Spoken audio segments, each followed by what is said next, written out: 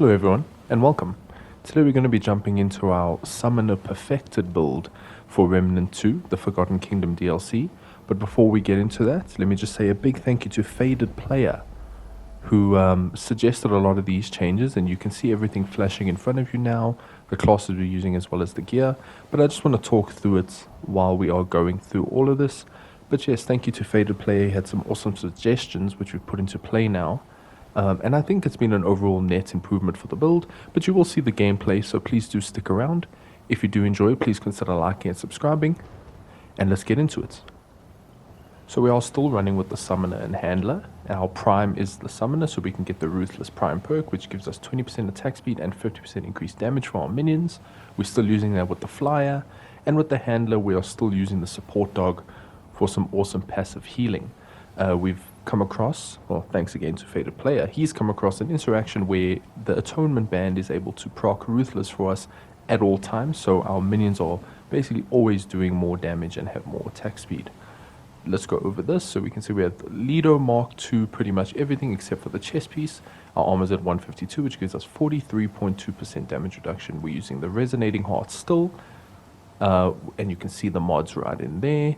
For our gun, we're still using the Monolith with Spell Weaver. This is still a great debuff tool. It really does help our pets do more damage.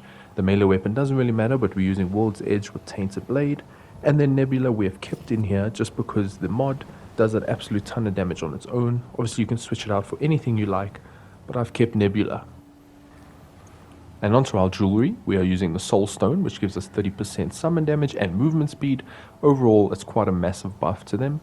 We are using the Hardcore Metal Band. Taking damage adds 1 stack of Bulwark for 10 seconds. We're going to be at max stacks of Bulwark all the time due to this ring here, the Atonement Fold, which applies a bleed on us and also gives us a little bit of crit chance. But these two in conjunction are really powerful, allow us to just always have uptime. Next we're using the Soul Shard, 5% damage for each summon, always going to be at 15%. And then lastly the Dried Clay Ring, which gives us 1 stack of Bulwark, which is irrelevant, but increases all our damage by 50% of our total damage reduction granted from Bulwark. And as you can see, we have 25%, equaling a 12.5% increase in damage here. Now you can go for something else, maybe something more generic such as Burden of the Destroyer, but I don't like the reduction in range. But anything that's just going to give you generic damage, even something like the Stone of Balance, is going to be great here. You can sub it in. And lastly, before we get to any sort of gameplay, these are the traits. We're going Regrowth, Kinship, Triage, Vigor, Spirit, Expertise, Blood Bond, Rugged, Bark Skin, Recovery, Fitness, and Endurance. I found a good mix of survivability and a lot of utility out of these traits. So that's about all of it, and of course we are still using Mudtooth's Tonic as our choice tonic just for the more max health. You can go something for health regen, but I enjoy this more. So let's just get into the general gameplay loop. You summon your summons, and because of the Atonement Fold, they are always bleeding. So now we do not have to proc the Enrage on them. The Atonement Fold's really great for this. It's actually quite a big quality of life over having to proc it ourselves and constantly shoot them. So let's go ahead and push forward and show you how this performs.